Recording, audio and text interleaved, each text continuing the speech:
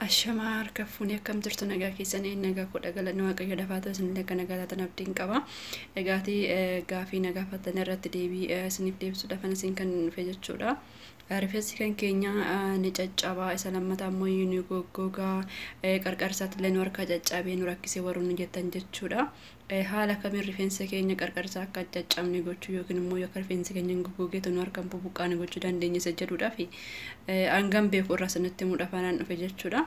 Hundi dhagaa xumuraa viidiyoo kanatti akka nu wajjin turtan abdiin qaba. Gara viidiyoo keenyatti dabarra jechuudha. Isa jalqabaa rifeensa akkasitti addaan qoonnee addaan xiqqeessine akkasitti addaan qoonne jechuudha. Erga addaan qoonnee booda zayitii rifeensa keenyaaf mijaa'u sana harka keenya irratti qicannee rifeensa keenya waliin geenye jechuudha akkasitti jechuudha. Ani dura dibadhee waan hin jiruuf namatti argisiisuudhaaf jecha akkasitti erga waliin geenye booda ni fillaa. Suuta qarqarasaa akkasitti qabnee filuu qabna jechuudha. Akkasitti qabnee erga filleetii booda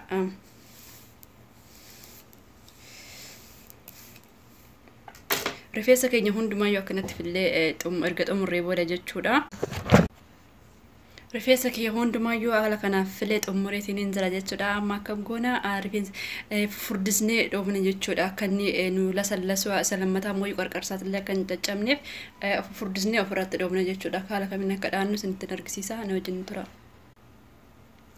Rifeensa keenya erga akkasitti addaan fuffuunee booda jechuudha ofirratti ni dhoofna.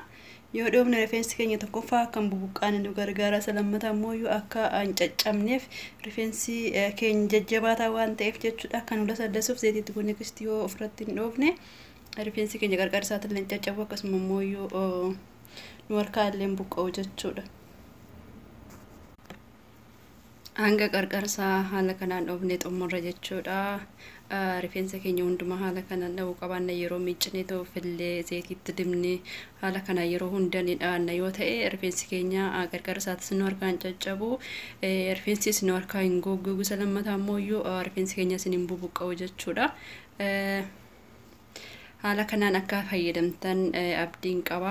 Har'aaf viidiyoo asuma irratti xumureetiin hin jira. Viidiyoo biraatti nagaa walitti deemnu turtii gaarii warroonni gaafii qabdan immoo koomentii jalatti naaf barreessan sin jedha galatooma. Ashamaa harka fuunee akkam jirtu nagaa keessanii nagaa kudha galanni waaqayyo dafaatu isinillee akka nagaa taatan abdiin qaba. Egaati gaafii nagaa fattan irratti deebii isiniif deebisuudhaaf isin kan dhufe jechuudha. Rifeensi kan keenya ni caccabaa isa lammataa immoo ni goggogaa qarqarsaatti illee nu harka caccabee nu rakkisee warroonni jettan jechuudha. Haala kamiin rifeensa keenya qarqarsaa akka caccabne gochuu yookiin immoo akka rifeensi keenya goggogeetu nu harkaan bubuqqaane gochuu dandeenya isa jedhuudhaaf hangam beeku irraa isinitti himuudhaaf anaan dhufe jechuudha. Hundi dhagaa xumuraa viidiyoo kanatti akka nu wajjin turtan abdiin qaba. Gara viidiyoo keenyatti dabarra jechuudha. Isa jalqabaa rifeensa akkasitti addaan qoonnee addaan xiqqeessine akkasitti addaan qoonne jechuudha. Erga addaan qoonnee booda zayitii rifeensa keenyaaf mijaa'u sana harka keenya irratti qicannee rifeensa keenya waliin geenye jechuudha akkasitti jechuudha.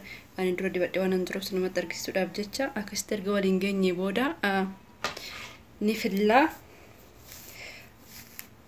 Suuta qarqarasaa akkasitti qabnee filuu qabna jechuudha. Akkasitti qabnee erga filleetii booda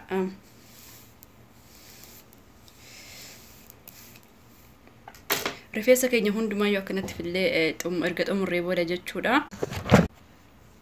Rifeensa keenya hundumayyuu haala kanaaf fillee xumureetiin hin jira jechuudha. Amma akkam goona rifeensa furdisnee dhoofne jechuudha. Akka inni nu lasallasuu isa lammataa immoo qarqarsaatti illee akka hin caccabneef furdisnee ofirratti dhoofne jechuudha. Haala kamiin akka dhaannu isinitti argisiisa na wajjin tura. Rifeensa keenya erga akkasitti addaan fuffuunee booda jechuudha ofirratti ni dhoofna. Yoo dhoofne rifeensi keenya tokkoffaa kan bubuqqaane nu gargaara isa lammataa immoo akka hin caccabneef rifeensi keenya jajjabaataa waan ta'eef jechuudha. Kan lasallasuuf zayitiitti goonee akkasitti yoo ofirratti hin dhoofne rifeensi keenya qarqarsaatti illee hin caccabu akkasuma immoo nu harkaa illee hin buqqa'u jechuudha. Hanga qarqarsaa haala kanaan dhoofnee xumurra jechuudha. Rifeensa keenya hundumaa haala kanaan dha'uu qabaanna yeroo miiccinee fillee zayitiitti dibnee haala kanaan yeroo hunda ni dhaanna yoo ta'e rifeensi keenya qarqarsaattis nu harkaan caccabu rifeensis nu harkaa hin goggogu isa lammataa immoo rifeensi keenyas hin bubuqqa'u jechuudha. haala kanaan akka fayyadamtan abdiin qaba. Har'aaf viidiyoo asuma irratti xumuriitiin jira. Viidiyoo biraatti nagaa walitti deemnu turtii gaarii. Warroonni gaafii qabdan immoo iyyuu koomentii jalatti naaf barreessan sin jedha. Galatooma. Ashama harka fuunee akkam jirtu nagaa keessanii nagaa kudha galanni waaqayyo dafaa ta'u isin akka nagaa taatan abdiin qaba. Egaatii gaafii nagaa fatan irratti deebii isiniif deebisuudhaaf isin kan dhufe jechuudha.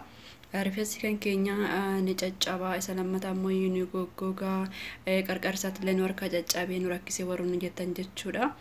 Haala kamiin rifeensa keenya qarqarsaa akka caccabne gochuu yookiin immoo akka rifeensi keenya goggogeetu nu harkaan bubuqqaane gochuu dandeenya isa jedhuudhaa fi hangam beeku irraa sanatti mudhafanaan dhufe jechuudha. Hundi dhagaa xumuraa viidiyoo kanatti akka nu wajjin turtan abdiin qaba. Gara viidiyoo keenyatti dabarra jechuudha.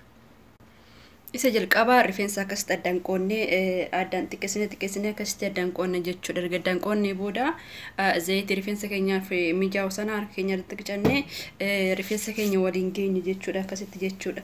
Ani dura dibadhee waan turuuf namatti argisiisuudhaaf jecha akkasitti erga waliin geenye booda ni fillaa. Suuta qarqarasaa akkasitti qabnee filuu qabna jechuudha. Akkasitti qabnee erga filleetii booda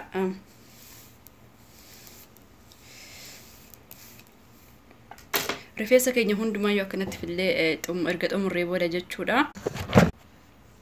Rifeensa keenya hundumayyuu haala kanaaf fillee xumureetiin hin jira jechuudha. Amma akkam goona rifeensa furdisnee dhoofne jechuudha. Akka inni nu lasallasuu isa lammataa immoo qarqarsaatti illee akka hin caccabneef furdisnee ofirratti dhoofne jechuudha. Haala kamiin akka dhaannu isinitti argisiisa na wajjin tura.